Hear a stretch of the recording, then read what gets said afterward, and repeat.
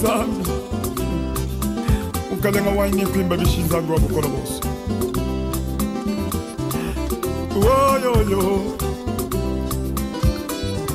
nalingi Yesu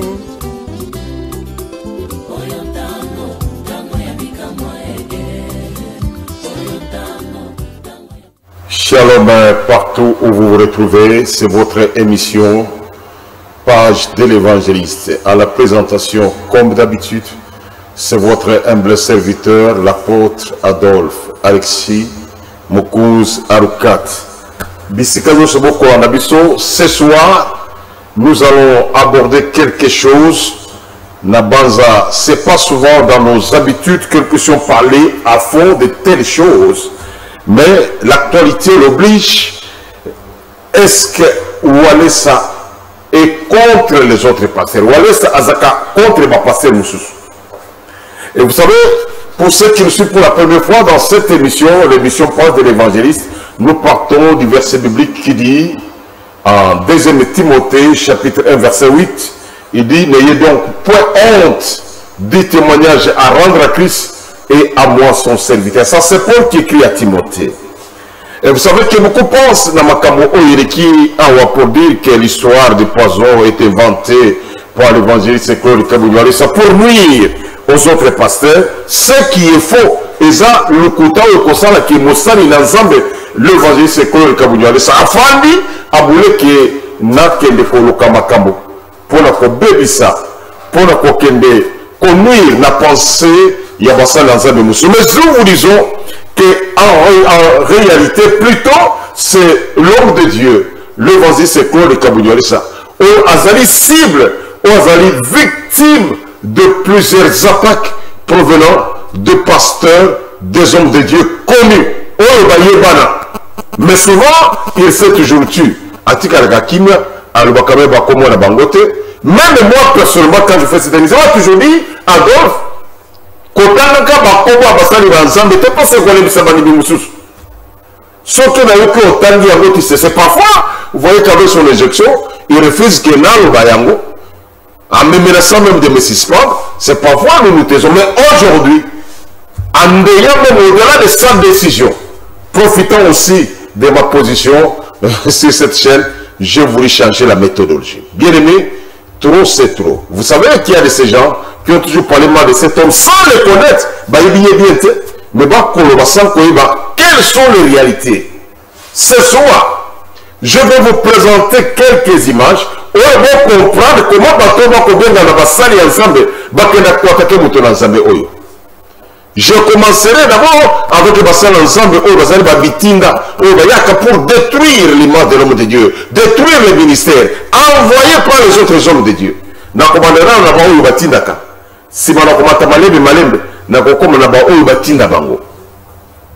Et ces images que vous verrez cet après-midi, Ezali filmé et pas y a centre de spiritualité, c'est pas le frère Marquis Kapiamba ou Azima Joana, ils ont image, il y a papa Nabiso. Peut-être c'est du montage, mais aujourd'hui, les images que je vais vous proposer est outil à centre de réveil spiritualité. Et vous verrez même quand il y a un tiki yango pour cacher morana, parfois présenter tel, présenter tel, on comprend le cas tel. Mais qu'est-ce qui s'est passé avec ça? Image wana, ils ont payé à capé pour la terre. Ils ont papa para ou aller s'était à filmer pour voir que madame votre centre de réveil, ou soit il y a François Moya, double cible. Pour vous c'est toujours les gens du centre de réveil qui ont fait ça. Bien aimés dans le Seigneur, nous vous disons que Batomele Basala laboratoire, Basala Makita, avec objectif, comment nous pouvons nuire à cet homme de Dieu?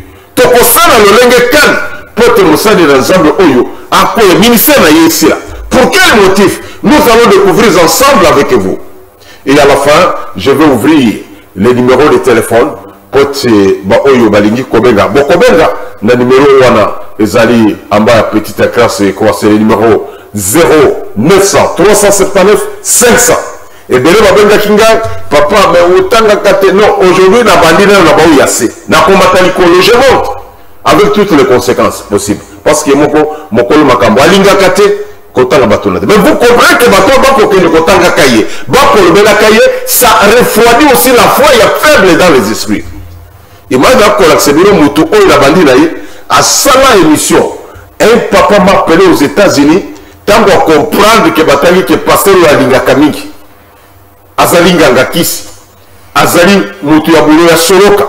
Papa abela à sala crise oyo ke bapesa bakisi nyoso ezo simbate. Et de telles personnes tant que passer la et vous ne réagissez pas, vous ne le fortifiez pas. Je sais que la mission va maintenant au point de la probité. Parce que vous êtes fort, il y a aussi ceux qui sont faibles. Bah, faible, voilà, il faut pas qu'on fortifie à Kabango. Papa, on a peine dans les thèses, c'est un professeur. Bah, qui signe souvent qu'on peut et qu'on signe les sous-soutés. Jusqu'à ce que la salle a droit de réponse, ce papa a été rétabli pour comprendre que Bato Bakosaka. L'image que je vais vous proposer, c'est une image de Komoko, Aza Moussali Nazab. Lui-même, il est Moussali Nazab, avec un ministère. Vous comprenez qu'il va passer sur les chaînes pour parler à mal du passé royaliste. Soit disant que c'est Dieu qui lui en va. Alors nous retournons le réprimand dans la régie, parce que tant qu'on a besoin de proposer une image, vous allez vivre les images. J'ai encore des images où on constate que le commerçant va tout sur maïs. Je vais vous dire que vous allez appeler après. Pour le moment, je ne suis pas disposé à recevoir à prendre les appels. Bon, combien après, s'il vous plaît. Ok, nous rentrons à la régie. Bati Abissonano, moi, image à Iliboso.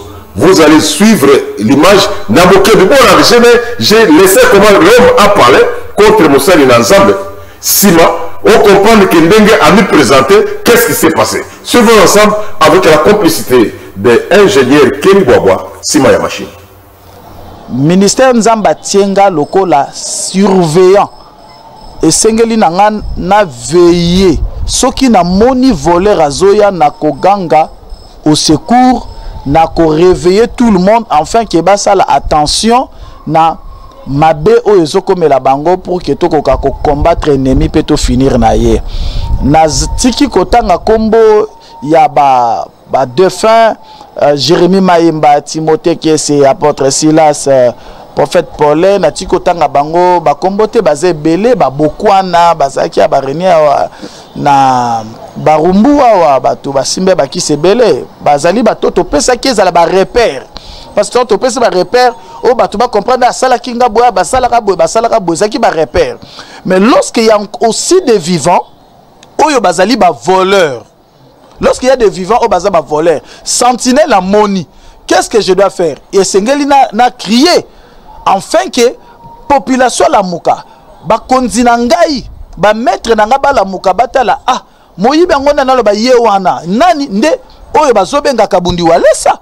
Azome makomba Moussali Nzambe, mais cependant, il y a des aventures, il y a des pratiques fétiches, il y a des escroqueries, il y a des fabrications, il y a des miracles, il y a des fabrications à Makampona Azala o Azali. Pourquoi pas n'avertir Batou? Dans Nazolo Baba Kambuya Kabundi Wale Sababenga évangéliste, Kolo Atienga Lokola Ntoma na ye, Lokola surveillant pour nana avertissa kana ote kolo bango avertir peuple na ye.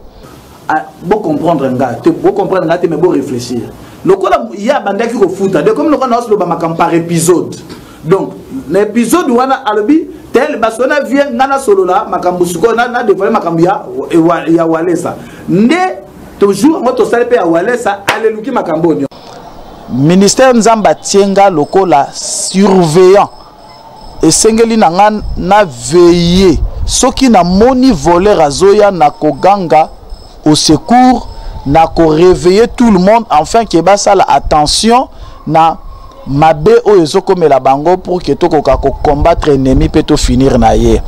Na tiki kotanga kombo ya ba défunt Jérémie Maïmba, Timothée qui est apôtre Silas, prophète Paulin na tiki kotanga bango ba kombote bazé belé ba bokwana bazaki ya barenia na barumbu wa bato basimbe ba ki se belé bazali batoto pesa ki ezala ba repère. Parce que tu peux se repère, tu vas comprendre ça la kinga boya basala ka boya zaki ba repère. Mais lorsqu'il y a aussi des vivants, oyo bazali ba voleurs. Lorsqu'il y a des vivants, bazali ba voleurs. Sentinelle la moni. qu'est-ce que je dois faire? Et Sengeli n'a crié enfin que population la muka ba konzina ngai ba maître nanga ba la muka batala ah moyibe ngona nalo ba yewana nani nde oyo bazobenga kabundi walesa azome makomba musali ya nzambe. Mais cependant il y a des aventures, il y a des pratiques fétiches, il y a des escroqueries, il y a des fabrications, il y a des miracles, il y a des fabrications à Makampona Azala o Azali. Pourquoi pas n'avertir Batou? Dans Nazolo Baba Kambuya Kabundi Wale Sababenga évangéliste, Kolo Atienga Lokola Ntoma na ye, Lokola surveillant pour nana avertissaka na ote Kolo Bango avertir peuple na ye. Bon comprendre un gars, bon comprendre un gars, mais bon réfléchir. Le quoi il y a bandé qui refoutent. De comme le quoi nous le par épisode. Donc l'épisode où on a albi tel basona vient nana solo là makambusuko na dévoilé makambia ya walesa. Ne toujours moi to sale pe ya walesa alléluia makambo nyos. Merci beaucoup. Je crois que ndeko na biso Keli Boboa asai musala kitoko. Ya koti ya biso image pour na Hollandais qui bien té azongisi. L'homme qui s'appelle apôtre Rema, il se présente comme surveillant. Lui est Azali Moussengeli. Nzambe attire au pôle Moussengeli. Barogore ba patou sur Alobaki, ba Esaïe que Dieu lui a dit qui enverrait chez Zama Monique Mouton Kendete, Yerema Nebidimi, je suis prêt pour partir.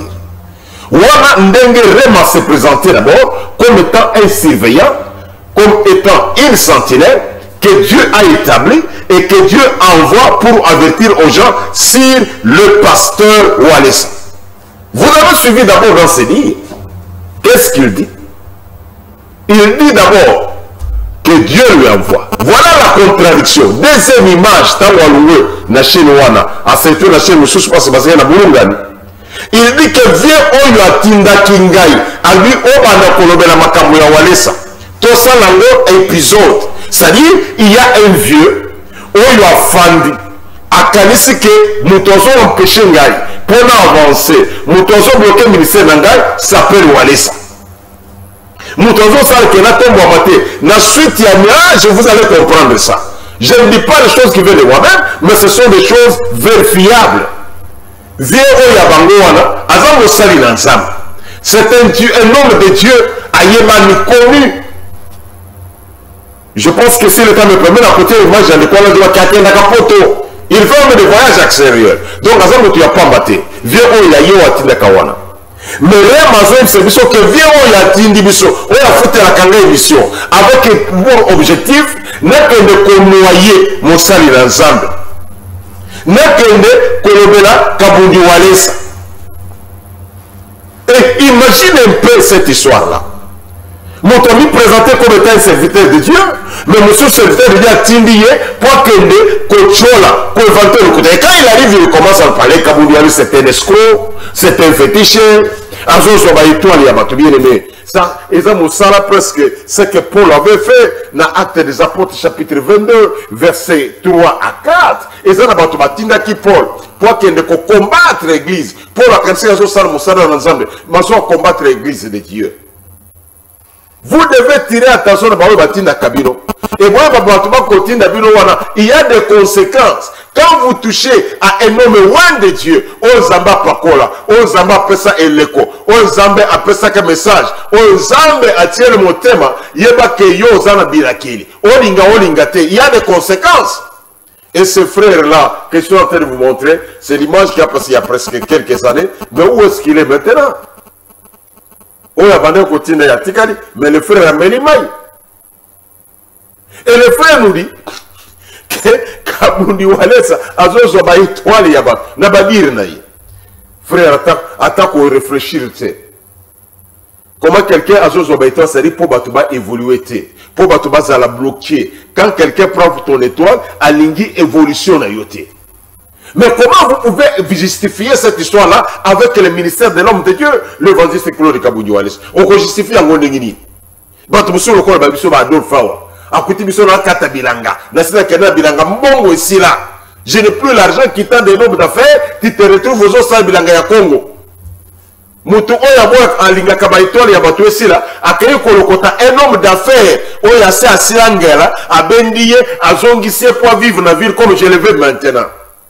Moto Oyazaka Eslo Kangakabiro Kwabatouana, il va prendre, il arrive au Canada, Nganaza Kunate, à trouver Bandeko en Australie. Alors, les numéros que je vous donne, si vous avez l'argent, envoyez la DIM, envoyez à ces numéros. Batumabengi Bakomaza d'autres Moukous.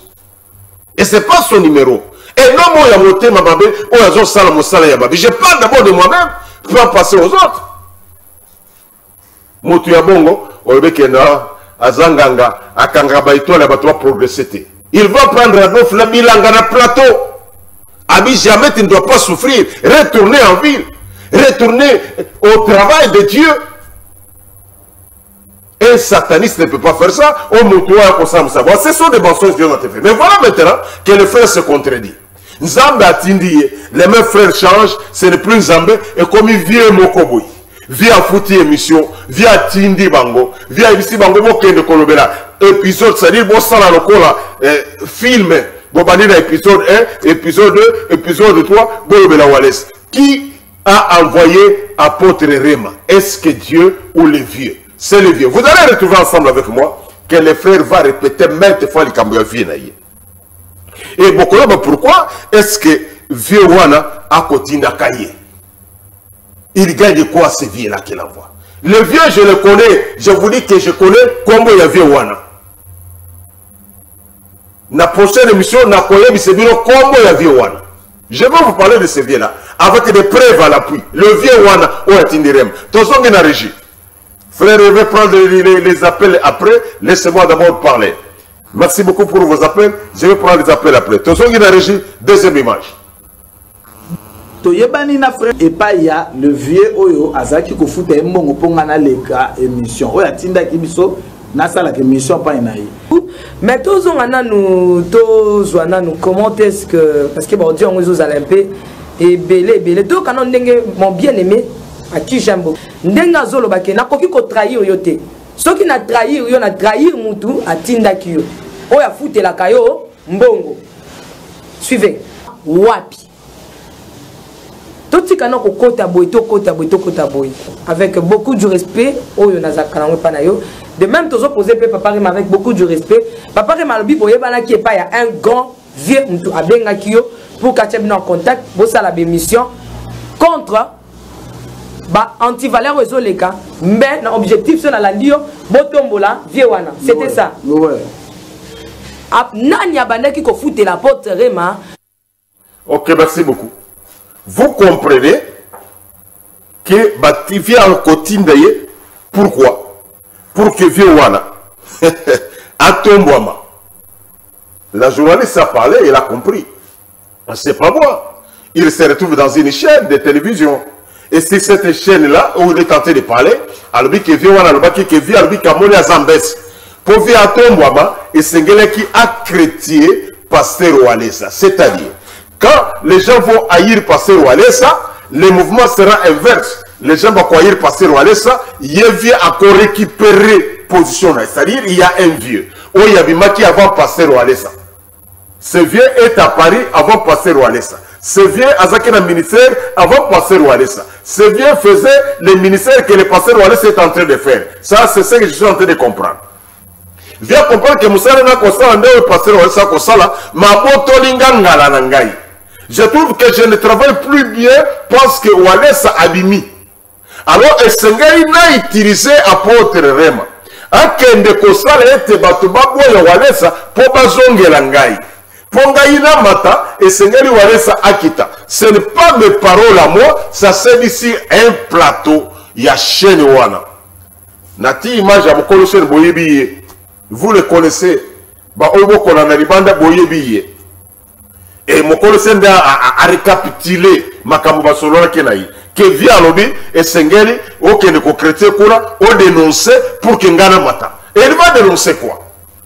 L'homme qui va arriver sur le plateau dit mais Walesa il est entouré de féticheurs et parmi ces féticheurs va citer le frère Diba. Ce sont des féticheurs oyo balingi Walesa ba ko sala cérémonie na bango tango ko ba charisme. Vous voyez kazo sala ba geste moko boy. Vous avez les images. Qu'est-ce qu'elle a déjà fait dans les noirs? Ça n'existait pas. Walesa n'a jamais eu de secret. Mon collègue soit comme la Mania, pourquoi l'apôtre Mania avait dit que Nassina Kota dans la chambre et Walesa. Moi, Adolphe, je suis entré maintes fois. Bah, monter, retourner, bah, Kota dans la chambre. Bozo, on a passé dans la chambre. Donc, chez lui, il n'y a pas de secret. Maman, j'ai la yabi, misi, misi, bobima, et comme il y a un gars, plein d'enfants, bobima, libanda. Dans la chambre, il n'y a pas de secret chez Walesa. Alors, vous comprenez que quelqu'un va se mettre pour raconter les mensonges envoyés par quelqu'un d'autre. Vous avez posé des questions, montage. C'est lui qui parle là, à sa chaîne Moussoussou. Ce n'est pas nous qui les faisons parler. Il parle devant quelqu'un que vous connaissez à sa canal YouTube. Il dit que Dieu vient m'envoyer. Bati Ningaye va vieux. A financé, a foutu ma émission. On est que Ayeb s'apôtre Rema allait prêcher la parole de Dieu, ma fouti mongo, yé mo sala zo que ne kosala, que néo chrétien ou à l'est, que néo critiqué yé, au sala que batouba lingayete. Et moi je mets les moyens. Ce vieux-là existe. Vous allez comprendre petit à petit ce vieux. Parce que la bango moko, la baoudio, la bango, batanga comme c'est pas moi qui l'ai dit. Ils vont le dire eux-mêmes. Tous on dit rapidement, pour la Kolanda, la suite, il y a Makamona Bango. Par contre, il appelle ce vieux-là un commanditaire. Le commanditaire, c'est-à-dire, Moto Oyo, après ça, Bango, et Tingia. Moto Oyo, a abouli ce point à Bango. Mais malheureusement, pour le vieux Bango, ses frères étaient devenus même des escrocs. Bateau à Tindaki. Pour Bakende Kosel et Moussalawana, et Limo Oyo, Bango Oyo. Et là, Bango, il y a confusion. Nous suivons encore les images qui ne sont pas venues de chez moi, je vous précise. Images, ce n'est pas filmé par Marquise, ce n'est pas Papa Para, ce n'est pas Para, ce n'est pas Kapepula, ce n'est pas Léon, mais l'image extérieure que je suis en train d'utiliser, et je vous dis que jamais autant, nous avons une image embellée, où il faut compromettre les bateaux embellés. Mais si je les refuse de le faire, je vous dis que vous êtes protégé par un homme qui s'appelle l'évangile Kodo Walesa, qui dit que Nalexi image habite pas Bomba Yango. Nalexi preuve à Bomba Yango, Kobimisa, Nayo Kate Olobi Yango. Mais je me suis fait violence, Nabimisana le Oyo. Pourquoi? Parce que vous avez voulu utiliser l'image comme source. Vous comprenez qu'il n'a pas de dents, il n'a pas la bouche pour parler, il est toujours dans l'humilité, il faut le profiter. Or, nous savons que personne ne peut combattre la chose que Dieu a élevée. L'élévation vient de Dieu. Ce qu'ils attendent, Yamutouana, Bokokitsaka Yangote. Ce qu'ils appellent, quel que soit ce que vous allez faire, il n'y aura rien. Tout le monde est régi. C'était ça. Ouais. Nani abandaki ko foutre la porte Rema ba mbongo pour kale kana émission puis yo moko miyo ki voit na awolobi ko ko décevoir yete ça ko linga ki ko escroquer nani voilà moto oto linga ki ko escroquer na lingi malamu lo moko escroquer ezali moto oyo atindaki biso donc bino ba téléspectateur na maman lokola ye atie audio wana pour a ridiculiser nga ezali ye moko kala kati audio nde bokoyoka kombo wana via luke biso makambo vienani yango la bi ebima pa na ye ponga na za prêt ya kobimisa ngo bana balandi biloko pe mutu bopesa nga batoli na ozela ye na lobi boy ndenge vie wana donc commanditaire comme la quelque part pour boye ndesa nde a proposé makambo $20 $30,000. Donc si j'ai bien compris bien aimé dans les trucs na mécano qu'on faire comprendre donc là beaucoup il a danger et c'est là qui que yo obatama parce que mutatinda kibino le propriétaire mutatinda kibino ngape na soye ba été le commanditaire atinda ki l'apôtre Rema et le frère azo laissa té lokola azo laissa té to comme na danger to zongela ye mais to zongela bien wana to duka l'homme fort a ça les menaces pour que vieux après ça ngambongo ngarema pour na bomba à la hâte parce que ma vie était à danger yé va passer bon pour abomba. OK, merci beaucoup. Vous comprenez que elungo makambo nzambe et comme il y a vieux moko atinda ka à que le combat est passé mais les babango moko babanki balingi ba esroquer vieux le vieux mais combo ya vieux et ça na kati ya audio c'est-à-dire Adolphe azana combo ya vieux. C'est Rema qui parle, c'est pas moi. Rema n'a pas dit que Audio est pas Nangai. Vous comprenez que le vieux existe. Qui a envoyé Rema? Nani atinda qui Rema? Avec une mission, aucun de chrétien, Kabundi Walesa. Au foutere Yembon, au foutere espace na télévision. Monsala Oyonga n'engagé yo, Rema, apôtre Rema. Et c'est à côté Yate. Monsala na tindere yo, et ça que Sala ke Kabundi Walesa, comme on a yé moi. Vous voyez vous-même combien cet homme de Dieu est combattu. Pas les hommes de Dieu. Rema a sa mondimité. Je répète que Rema, c'est un apôtre. Amir qui s'est passé dans des émissions précédentes. Comment il dit qu'il a commencé trop jeune. Des grands frères a confirmé Yango. Kazam Moussa Nanzambe Obanda Kala. Moussa Nanzambe. Et j'ai mis même son image. Ce n'est pas voilé. C'est pour que vous compreniez dimension nini. Mais vous allez tout découvrir qu'il y a parti moko. Il faut que vous appel. Merci beaucoup pour la Kobenga base. C'est le Dabiso à Braza. Je vais prendre des appels mais je vais prendre des appels. Permettez-moi que je termine d'abord. Ça passe en direct ici même sur YouTube. Et nous ne voulons pas que ça soit quand même ordonné. Et nous disons un grand merci. Cette émission, vous allez retrouver, ça sera traduit en anglais par Mr. Makwala. Dans les États-Unis aussi, ça sera traduit en anglais par Senabiso Carole Walesa. Nakati ya Braza. Et nous disons un grand merci. Na Oyo Bakutadur aussi. Na portugais, c'est Ndekonabiso Pasteur Guy Mario. Acteur na portugais. Et tous ceux qui partagent cette émission par ma page Facebook, na YouTube, comme Ndekonabiso Niklet Mvwangi na Canada, na Molongami na ye Eric, sans oublier la famille Kadia na Nouvelle-Zélande. Dieu accompagne la bino. Mais nous allons prendre un extrait avant de chuter. Tous en moi, c'est moqué. Papa n'a pas André, il y a quelque part qu'ils utilisent les militaires pour la question que ils utilisent les militaires. Bon, moi, quand on a la qui mange les samedis, la fois passée, qu'il y a les hommes de Dieu qui utilisent les militaires pour commettre des gaffes. Vous m'avez refusé. Suivez encore cet homme-là, qui est un apôtre. Pour que vieux appelle ça ngambongo ngarema pour na bomba à la hâte parce que ma vie était en danger. Il peut pas passer pour abomba. D'abord, qu'est-ce qu'on va utiliser nani? Ba utiliser ba militaire. Nde to lukaya ba kaza major Boyo Kango. Le frère le pité na solo li na vieux atindi biso alobi lelo olobi la makambo pe ya Walesa. Bon comprendre nga, beau comprendre nga te mais beau réfléchir. Lokola ya bandaki ko futa de comme le kana oslo ba makambo par épisode. Donc, et tengana na bandi na bande pas viena. Pour bandi makambo ngo tezopela bisika vandi azolia ne ba beefsteak azolia ba hamburger avandi. Na bi ko landa bisoke. Na peso ba respect mais yeba ke lelo nzamba satika o déjà. Pour ba ke nzamba tiki yo. Talaka komi ko zake pour ba mutu ndatombola yo. Ok ba bike o élévation et utaka ni na sida ni na orient ni pas ya mutu mais utaka pa nzamba. Tant comme il benga mundeko moko boyebi kaza na nzambo bengi petit moko yaka oba no lobelela ngai okunda batu mususu ngana pa mona na te olobaka ke ngai nde yonde yo komi au dessus de la mêlée olingi mutu nda zwayo atombola na makasi OK on profiter ne pas ko nzamba tombola ko déjà o simba nzambe ona o simba e mais osala ba vanti nzambe lelo atika yo tango pesa ki mutu miso ka ko to akumisa ko na tombola yo ça dit quelque part yo mo conscience na bike nzamba satika na nga Olomona, posta ta nzamba zalaka na yo. Olobaka te muda tombola yo. Nzambe mo muda tombola ki yo bisika na tombola. Lokola nzamba sa tiki yo, yeba ke nzamba sa tiki yo. Moya oluka su muda tombola zate, nga apesi o conseil ta koza papa, koza déjà vieux to respecta, o kombo yeba na toloba. Kombo na yeba ni mingi. Mais lukozo ngela nzambe kati na solo. Tala bisika yo kwei la muka telema.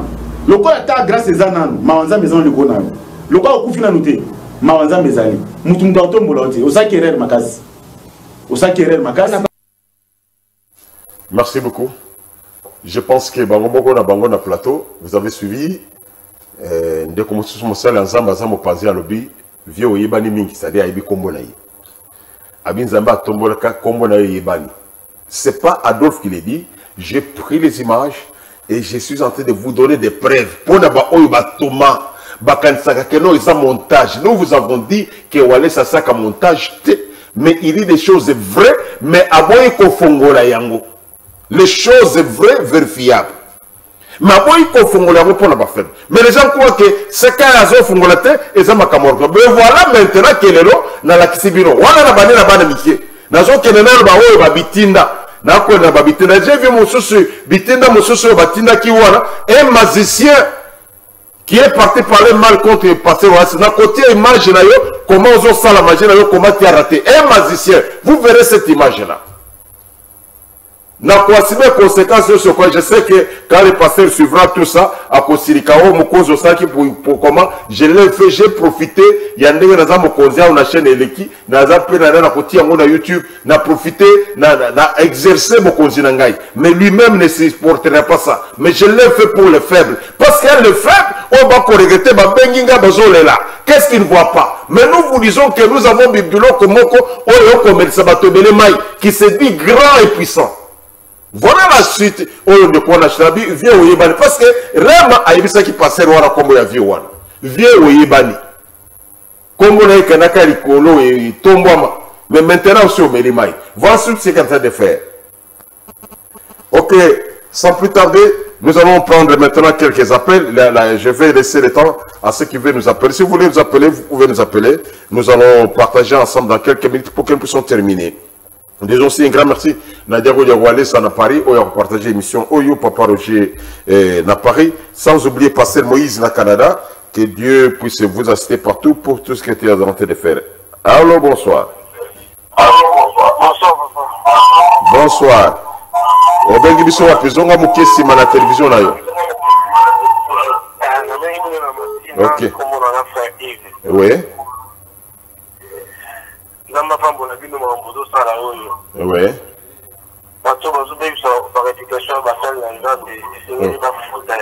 C'est ça. Les zones de toujours y va qui battent dans la banque. Donc c'est que ceux qui papa elle ça victime c'est que bah on se doit rosa participer. Voilà. Donc groupe na bango wala nzamba zo confondre na bango. Ouais. Donc si ba nzamba de son Merci beaucoup pour la contribution là. Merci beaucoup. C'est pourquoi j'ai des preuves. Nous aussi un grand merci à Pasteur Moïse na Canada. Où il y a centre réveil spirituel na Canada. Pasteur Freddy Walesa na États-Unis. Que Dieu vous bénisse. Sans oublier notre webmaster Papa Albert Chongo na Molonga Minayo na Kati ya Norvège. Ok, nous attendons vos appels. Maintenant, je vais prendre quelques appels avant que je puisse terminer. Ça sera bien. Nous sommes en direct sur Show TV. Au niveau de la contribution, nous sommes disposés. Dans la Kisibino, image de Batou Oyo, pesa kabaninga, passer Moussumbo pour Batiola, passer Walisa. Allô, bonsoir.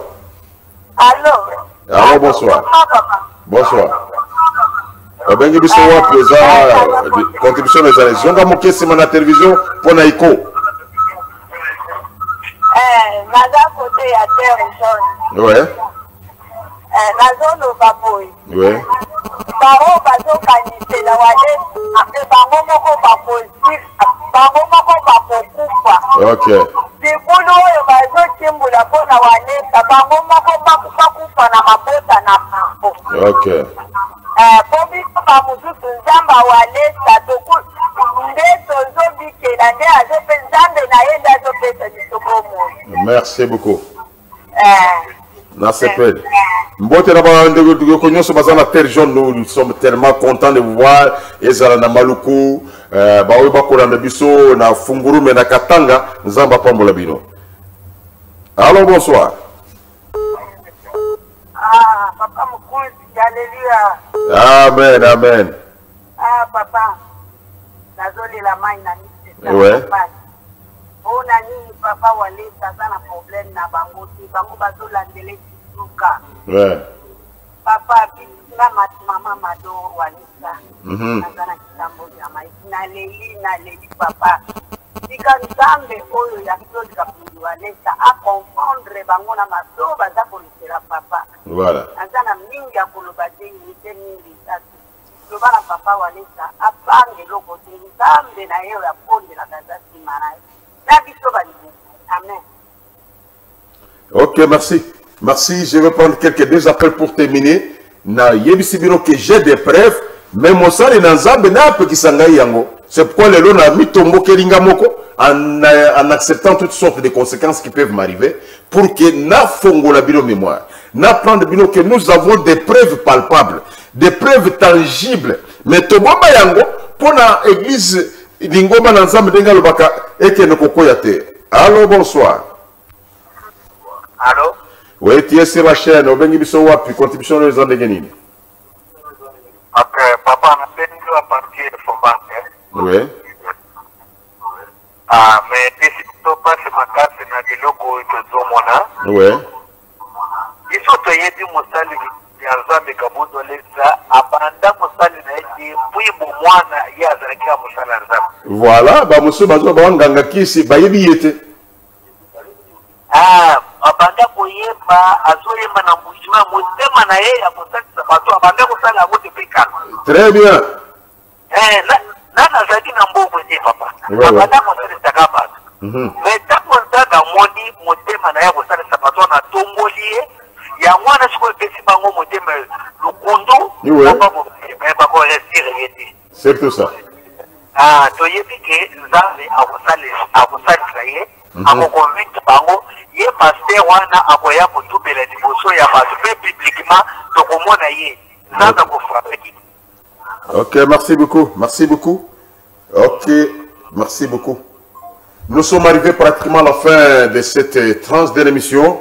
Excusez pour l'appel parce que il y a collectivité, il n'y a pas certain. Nous vous disons que Bitumba ya passé Rwalesa eza pona maté anaye.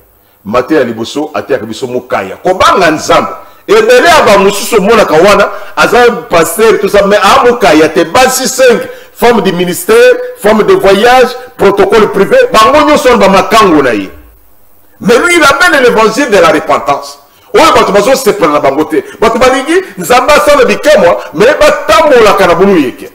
Deuxième chose, et faire l'évangile avec les frères. Oyo komona passer asungaka pe mundimi. Pour mater bater biso depuis kalezaki que non, passer mundimi asungaka ye, mais passer ko sunga mundimité. L'évangile avec les frères. Des troublés bateau. Merci beaucoup, merci pour la baoua kobenga biso. Excusez, nous serons ensemble avec vous. Mokolo malobiso kinzamba songi nakati ya émission Monsieur Tokosala. Et puis samedi, nous serons ensemble. Mais pour le moment, nous vous disons grand merci à l'ingénieur Papi Kelly Boabo, Oya Sungibiso na Moussala Oyo, sans oublier Ndekonabiso, Kapela Mwana Bumbu, à Sungibiso na caméra, et notre réalisateur Acha Kabengele, et aussi Marquis Kapia Mamuto Ngambe, na centre de réveil spirituel. Big coucou, il y a tous les enfants et les amis de Walesa à travers le monde. Que Dieu vous bénisse. Et partagez cette émission. Bon, partagez Yango. Zamba Pambola Bino. Oh, Zambi. Ukalenga waini kwimba bishinzangu wa bukola bosi. Oh, yo, yo. Nalingi yeso.